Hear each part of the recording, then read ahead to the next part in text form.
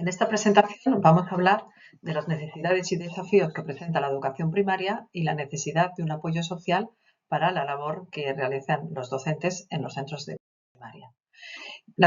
Partimos de una serie de preguntas de cómo se percibe a los estudiantes en las aulas de primaria, qué tipos de situaciones se están dando que dificultan los procesos de enseñanza-aprendizaje, así como cuáles son las causas y consecuencias.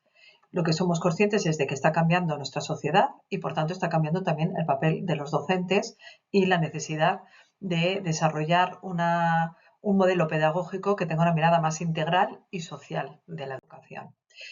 Este es el índice de la presentación, el punto de partida, contexto de observación, situaciones críticas que se dan en las aulas de primaria, análisis de causas y conclusiones.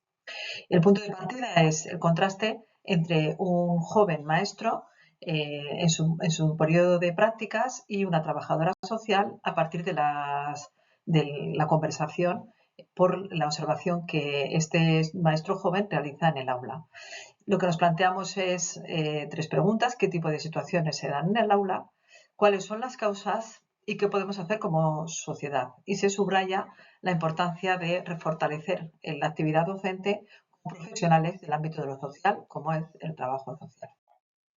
El contexto de la observación es un centro público de Bilbao, en Vizcaya, que es una población que cuenta con más de 350.000 habitantes, de la que el 14,6% es población extranjera y donde se hablan más de 70 idiomas. Además, dentro de Bilbao es el barrio de Sarcoaga, que es un barrio histórico de clases trabajadoras y de clase humilde. Este cambio y esta diversidad social y cultural que se está dando lleva a que en los centros educativos tengamos estudiantes de múltiples nacionalidades y culturas y además la población gitana, que también presenta características diferentes con respecto al conjunto de la población desde el punto de vista educativo. Ocho Arcoaga precisamente es el barrio que recoge el 62,8% del asentismo escolar de Vizcaya, o sea que es un centro que tiene un barrio que tiene unas características sociales muy agudizadas. ¿Qué situaciones críticas se dan? Que aunque sea este barrio muy agudizado, están presentes también en otros colegios. Las situaciones de asentismo escolar, de baja implicación familiar, de comportamientos disruptivos y de falta de respeto al profesorado, de conflictos en las clases, de comportamientos racistas y de sobreexposición a Internet y a las redes sociales. Es muy frecuente escuchar en los profesores y en los maestros nobles, de ahí el interés de trabajar con ellos, cómo todos estos elementos se tienden a considerar como faltas por parte del alumno, como problemas del alumno. Sin embargo, son todas situaciones críticas que podemos entender que son individuales, pero que tienen unas causas estructurales y sus consecuencias a nivel educativo son a corto plazo y les afectan a las personas, pero a nivel social también tienen consecuencias a largo plazo porque nos afecta como sociedad. Todas ellas diríamos que tienen causas estructurales que requieren de intervenciones sociales y que exceden las competencias del personal docente, del maestro o de la maestra en el aula.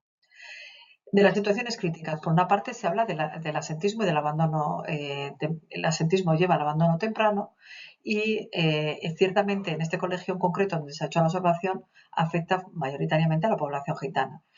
Hay que ver las características de los hogares que se dan en el centro y donde las tasas de riesgo de pobreza son bastante más elevadas que las del conjunto de población. El 85% de las familias tienen dificultades para llegar al fin de mes. Entonces, el asentismo muchas veces está relacionado y está ocultando otros factores sociales que están por detrás. Además, el asentismo lleva al abandono temprano y el abandono temprano es a la vez causa de exclusión, con lo cual se entra en un círculo de pobreza y de exclusión. También se relaciona el asentismo con la falta de implicación familiar y es una queja también que se oye a estos maestros jóvenes, ¿no? Las familias no se implican, pero para entender por qué no se implican, los autores nos hablan de diferentes barreras de aprendizaje que pueden estar en las capacidades de aprendizaje del alumno en concreto o del conocimiento en la familia, las barreras de convivencia y barreras culturales. Todo ello nos lleva, de alguna manera, a que hay unas bajas expectativas con respecto al aprendizaje de determinados grupos sociales, con lo cual termina convirtiéndose como en la profecía autocumplida. Como no se espera mucho de ellos, no se exige mucho y termina generando pues ese asentismo, esa falta de implicación y esa falta de interés por los estudios. Quizá no es tanto una falta de interés como una falta de herramientas para fortalecer esos aprendizajes.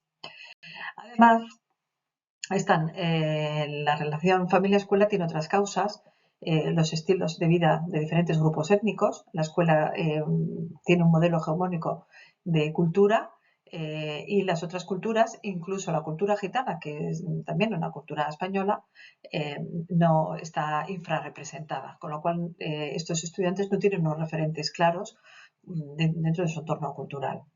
Y además el alumnado convive en el aula, pero fuera del aula apenas hay contacto entre las familias, con lo cual no se genera una comunidad educativa solvente. No nos podemos olvidar que la escuela es un reflejo de la sociedad y los cambios que se producen en la sociedad se están dando en las escuelas. Pero la capacidad de adaptación no es tan rápida. Y de ahí, por ejemplo, lo que comentábamos del currículum, ¿no? Hay un currículum culturalmente hegemónico que deja fuera la diversidad cultural que sí que está en las aulas. Por otro lado, se habla de los conflictos, el conflicto dentro de los estudiantes, y también lo unimos con los temas de racismo y xenofobia. Aquí hay que decir que actualmente tenemos un nivel de violencia elevado, con insultos, desautorizaciones, faltas de respeto, que está muy presente en todos los ámbitos, y prueba de ello es el debate político, lo envenenado que está, con lo cual todo eso trasciende también a los espacios donde los niños y las niñas conviven, que es en la sociedad y en sus familias. La escuela también se produce en este tipo de comportamientos como un reflejo de la sociedad. Y como datos, un 9,4% de los estudiantes sufren acoso escolar o ciberbullying, que son datos más que preocupantes. Con respecto al racismo y la xenofobia y el nivel de agresividad, hay que decir cómo cómo se han incrementado el nivel de agresividad y de odio que se está generalizando, y cómo los delitos de odio son de los que más han crecido en los últimos años, ¿no? Como nos dicen datos del Ministerio. Por lo tanto, no solamente son problemas que tienen los chavales, sino que son problemas que tiene nuestra sociedad. Y el último aspecto que queremos señalar es la sobreexposición a Internet.